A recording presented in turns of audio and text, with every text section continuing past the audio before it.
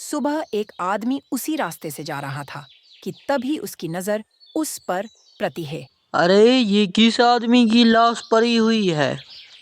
इसका तो किसी ने सर धड़ से काट करके यहाँ पर फेंक दिया है। मुझे तो ये कोई ऊपरी चक्कर लगता है। मुझे ये बात जाकर के पंडित जी को बतानी होगी। इतना कहकर वह वहां से चल देता है। कुछ ही देर में वह पंडित जी के पास पहुंच जाता है। अरे पंडित जी आप जानते हैं आज सवेरे सवेरे एक आदमी का किसी ने सर धड़ से काट करके फेंक दिया है। मुझे क्या बताता है, जाके उस नेता को बता। अरे नहीं पंडित जी, ये मुझे कोई ऊपरी चक्कर लगा, इसीलिए मैंने नेताजी से बढ़िया आप ही को बता दिया। तो फिर चलते हैं। कुछ ही देर वह वहां पहुंच जाते हैं। पंडित जी लाश देखकर समझ जाते हैं कि यह कोई ऊपरी चक्कर है। अरे हाँ, तुमने तो ठीक ही कहा, ये तो कोई ऊपरी चक्कर लगता है। तू जाकर ये बात नेताजी को बता और उसको लेकर अघोरा तांत्रिक के पास जा, वही कुछ उपाय बता सकता है। अच्छा तो ठीक है, मैं नेताजी को लेकर के उस तांत्रिक के पास जाता हूँ। फिर वह वहां से चल देता है।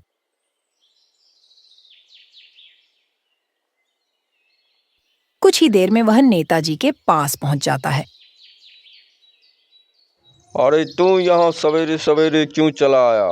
इतनी सवेरे सवेरे आने की क्या जरूरत पड़ गई? अरे नेताजी जल्दी चलिए, गांव में एक लाश पड़ी हुई है। मैंने ये बात पंडित जी को भी बताई थी। उन्होंने उस लाश को देखकर कहा कि ये कोई ऊपरी चक्कर है और उन्होंने कहा कि तुम जाकर नेताजी को बताओ और नेताजी को लेकर अघोरा तांत्रिक के पास जाओ, अब वही कोई इलाज बता सकते हैं, ऐसा उन्होंने कहा। तो फिर चलते हैं। फिर वह वहां से चल देता है।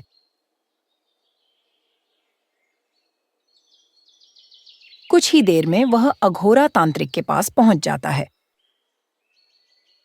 अरे तुम दोनों इधर क्यों चले आ रहे हो? फिर से कोई मुसीबत आई क्या? हाँ?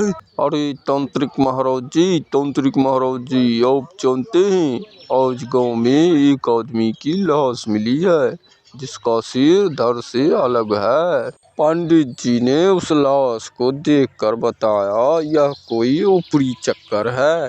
आप इसके बारे में कुछ बता सकते हैं? अच्छा तो ये बात है, उस आदमी ने सेठ से बहुत सारे कर्ज ले रखे थे जिसके कारण वह जल्दी अमीर होने की कोशिश करने लगा और तभी उसे बेताल साधना के बारे में पता चला। लेकिन उसे ये नहीं पता था कि इस साधना को करने के लिए बहुत नियम कानून का पालन करना पड़ता है और वह सीधे सीधे साधना करने चला गया। उसने 1-2 दिन तो ठीक से साधना किया, पर जब उसे पता चला कि तांत्रिक मर गया, उसने तभी साधना करना छोड़ दिया, जिसके कारण उस बेताल को बहुत गुस्सा आया और उसने उस आदमी को मार डाला। अरे तांत्रिक जी, आपने तो इतनी सारी सिद्धियां सिद्ध कर रखी हैं, क्या आप सीधे सीधे उस भूत को पकड़ नहीं सकते हैं क्या? अबे गधे, वो कोई भूत प्रेत है जो मैं उसे पकड़ लूं? वो बेताल है, बेताल। उसे दूसरे लोग से साधना के जरिए बुलाया गया है। अगर मैं उसे पकड़ने गया तो वो मुझे ही मार डालेगा। तो हम क्या करें तांत्रिक महाराज, आप ही कोई उपाय बताइए।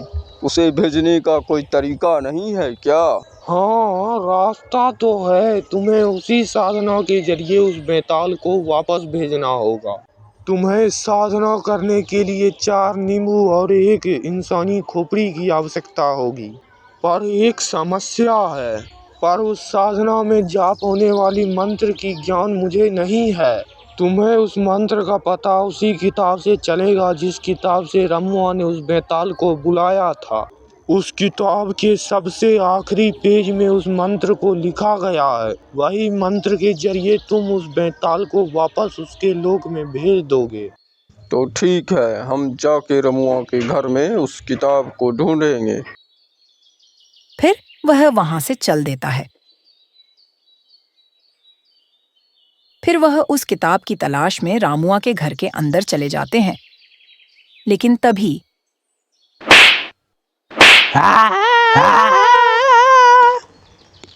फिर वह दोनों वहां से भाग जाते हैं। अरे नेताजी, अब हम क्या करें? लगता है वो बेताल तो घर में ही बैठा हुआ है। अब हम उसके घर से उस किताब को कैसे लेंगे? अरे तुम चिंता मत कर, वो बेताल अपने शिकार के लिए जरूर रात में बाहर आएगा, तभी हम उसके घर से वह किताब लेके निकल जाएंगे। कुछ ही देर में रात हो जाती है। रात होते ही वह दोनों घर में घुस जाते हैं। फिर वह दोनों किताब लेकर चल देते हैं। फिर वह तांत्रिक के कहे अनुसार करके उस मंत्र का जाप करने लगते हैं।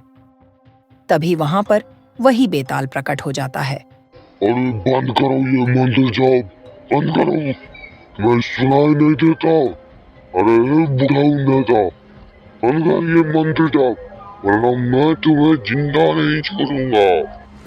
अरे तू भी क्या उसकी बातों में आ रहा है? तू अपने काम पर ध्यान दे, वरना वो तुझे अपने वश में कर लेगा और जान से मार डालेगा।